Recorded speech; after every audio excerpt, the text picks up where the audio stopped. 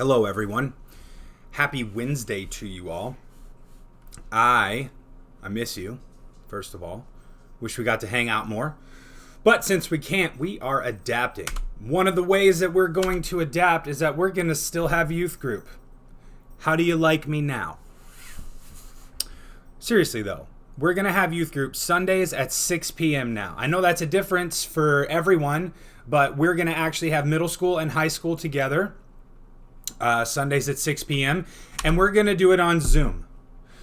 It's going to make it really easy. Again, parents, if you're watching, kids, you already know this hopefully, but you can download Zoom for free. You can do it on a computer. You can do it on your phone. You can do it on your tablet. You need preferably at least to have audio capability, like a microphone. But if you want, you can also have video, and we can see your room and your dirty clothes pile, if you're cool with that. So every one of our meetings, write this down. I'm going to keep showing it just so everybody remembers. But every one of our meetings is going to use this. Oh, where is it? Bam. Man, I'm really bad at this. It's going to use this code right here, 84907329955. Every single time you go into Zoom, as long as you're there just a little bit before 6 or right at 6, you can put this code in, and it should just let you right in the room. Hopefully, we don't have to admit people, but if we do, I'll just be a little more diligent about that. We had some hiccups this last Sunday with our show and tell. We will iron those out. If you haven't joined us, if you're not a part of the River Valley Alliance Church, if you don't look at the Facebook page, if you don't follow us on Facebook, if you don't have the RVAC Student Ministries page, please go and do that. Kids, I know you think Facebook is lame. That's fine. Make your parents do it so that they know what's going on. However, we also have an option for you, WhatsApp. Look up RVAC students, and you will be able to join our group. It's a free app again. It's just a texting app where we get into meme battles and we argue with one another over whether or not Ellie has drawn a parrot from, I don't know, some unknown movie or Iago, for example. Sounds interesting, right? You want to join now? I can tell. That concludes our announcement portion of the day. But I want to talk about something. It's going to seem a little weird. This is supposed to be like a midweek encouragement, reach out sort of thing, where I'm telling you, wash your hands and trust God. And of course, trust God, wash your hands, go quietly on. That's our motto right now. I love it. Cover your dirty little mouths when you cough in your houses and stuff. Practice social distancing if you're not already. I know it's rough, but I'm going to go a little different route this time. I want to talk about diligence. I went too far. I want to talk about diligence. What I mean by diligence. Let me tell you what I don't mean by diligence. I do not mean a workaholic. Okay? We often confuse what it means to be diligent with a person who works too much. A workaholic is a person who risks health, well-being, and the security of themselves and others because they feel better at work than they do at home or what have you. They're addicted to work. That's not what I'm talking about. What diligence actually means, though, is careful and persistent work. Careful and persistent effort. That's what diligence means, and that's what we're going to talk about today. Let's look at what the Bible has to say about it. Oh, first, I want to say this too. And this is going to be germane to our discussion in just a little bit. But I've always hated the analogies where they make a difference between the sprinter and the long distance runner. And I'll tell you why in a little bit. But it's always come up in this sort of talk about diligence. I don't know why. I've never really cared for that. But I digest. Proverbs 13:4 says, "The soul of the sluggard," that's the lazy person, "craves and gets nothing, while the soul of the diligent is richly supplied." Read it again. "The soul of the sluggard craves and gets nothing, while the soul of the diligent is richly supplied." I like that it talks about the soul. I think Solomon here was talking about inner growth, what that looks like when your soul is supplied for. I notice also that things don't change in your life just because you want them to, right? The sluggard craves and yet gets nothing. Things change when we are diligent, meaning when we carefully and persistently put forth effort into the things that we want to do. That is spiritually, that is physically, that is in sports, that is in band, that is in, if you were an orchestra weirdo or choir person, whatever. That's in video games, that's in jiu-jitsu, that's in whatever you'd like to do. You need to be carefully and persistently working at those things if you are to see growth. Next proverb. And I'm going to mention three proverbs, I think, today. Proverbs 21:5 says that the plans of the diligent lead surely to abundance, but everyone who is hasty comes only to poverty. So we were talking about before the diligent versus the lazy. Now we're talking about the diligent versus the hasty. What I see here is that you see kind of the two phases of execution here, what we're supposed to do, or the two phases of this diligent. It says the plans of the diligent. So that is, I would say, this is so simple. You already know this. I'm not teaching you anything. There's a planning phase and there's an execution phase. It's pretty simple. Our planning has to be careful and intelligent, though. As I said, part of diligence is this care, this forethought. We would like to eliminate as many variables as possible when we're making plans for the future, when we're going to do something, when we want something to change. We want to eliminate as much variable as possible. But a lot of us, I think, get stuck in the planning phase. I think many of us, if we're honest, we kind of get stuck there.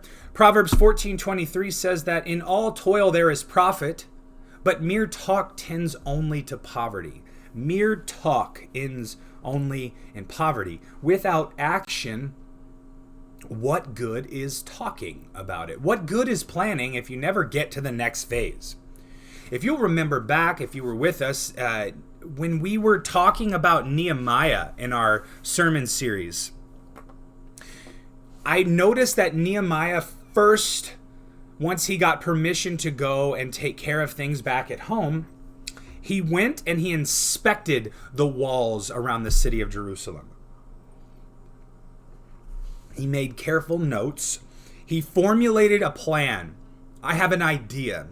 This is how I'd like it to go. In an ideal world, this is what it would look like. Then he shared that plan. So he inspected, he formulated a plan. Then he shares his vision with the people who were in Jerusalem. The vision catches by the grace and mercy of God, and then he begins to execute the plan. That brings us to the execution phase. I should warn you that not everything goes perfect. You cannot be so dead set on things going the way you plan them. We plan to eliminate variables, like I said. We plan to make sure that this is what we want and how we want it. We plan so that we can avoid the pitfalls of being hasty and making foolish decisions. Life is not an equation that we can figure out that easily. No matter how careful you are, things go off the rails at times. How many of you plan for the coronavirus to shut down your school, to shut down your extracurricular activities? Sometimes life hits you sideways. That doesn't mean you quit on the execution. So just like Nehemiah, troubles come in the execution phase. That's just the way it is. He had external troubles. He had people threatening him. He had people tattletaling on him. He had people lying about him and starting rumors. He had death threats. He even had problems on the inside with his own people that agreed to help. There were hungry people while there were others who had plenty. There was people who were impoverished while others were doing very well and making lots of money, lording it over them. There were even Israelites enslaved by other Israelites. something that was forbidden in the law. So there's problems from outside, problems from inside. These things will happen. But if you fail to plan, you are planning to fail. As we keep saying, diligence is careful planning and persistent effort. If at first you don't succeed, try again. So this brings me to the analogy that we talked about earlier. I never like this analogy because if you want to be a great sprinter, or if you want to be a great long distance runner, you are going to need to be diligent. Races of different varieties require different skill sets. And what I find that this analogy actually does is it proves an even stronger point about personality type. Some of us are built for sprinting. Some of us are built for long distance running. And that's good. But if you want to be successful at either of these types of races, then you know that you will need to carefully and persistently pursue excellence in what you are doing. Both of these men pictured here, if they're successful in their sport, have to intelligently train. They have to specifically train, meaning sprinters don't go on long distance runs. It's a waste of their time. Sprinters do, however, practice getting off the line fast. Sprinters do practice different short intervals. Same thing with long distance runners. They don't run 25 miles every day. They run 6 miles, 3 miles. They do half-mile repeats in order to speed up their half-mile time. They do all sorts of different conditioning exercises because it's, at the end of the day, more about endurance than it is about recruiting a bunch of muscle in a short race. So now, hopefully, you can see why I hate this analogy for the long-distance runner is diligent, while the sprinter, he's not diligent. Whatever. If you want to be excellent at anything, you need to be diligent, period. You need to steadily, consistently, intelligently, and carefully persist in your work. The reason I mention that here, the thing I want us to understand as we are going into these weird waters where you're now all homeschool students, where none of you have extracurricular activities right now apart from avoiding your siblings maybe, or whatever sort of game time you have with your family, or video games, or whatever it is. You don't really have extracurricular activities. You're not really going anywhere. Life is different now, so things need to look different. Your race has changed, so you need to adapt and develop a different sort of skill set, if I can press my analogy. As you guys are thinking about these things, what I want to unburden you about, pick one thing that you'd like to work on for a while.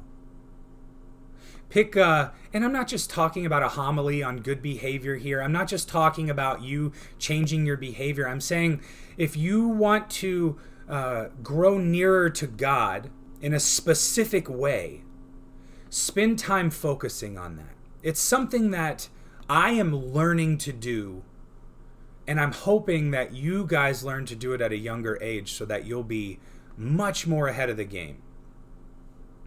Pick that one thing, pick maybe a couple things. Don't overload yourself, and it's more about your consistency. If you can only dedicate 10 minutes a day to getting better at it, do 10 minutes every day. Pretty soon that 10 minutes may not even feel like enough for you, and you'll have to add 5 more minutes here and there. So as you do this, as you pursue being excellent in all that you do, whatever your hand finds to do it heartily as unto God, just like we're commanded in Scripture. As you're finding yourself in this new situation, we need grit. We need a determination to continue to do that. We need to intelligently, carefully, and persistently work. I love you guys. I miss you. And until we can see each other face to face, I am praying for you and I wish you the best. And I hope to see you Sunday night at 6 on Zoom. Take care.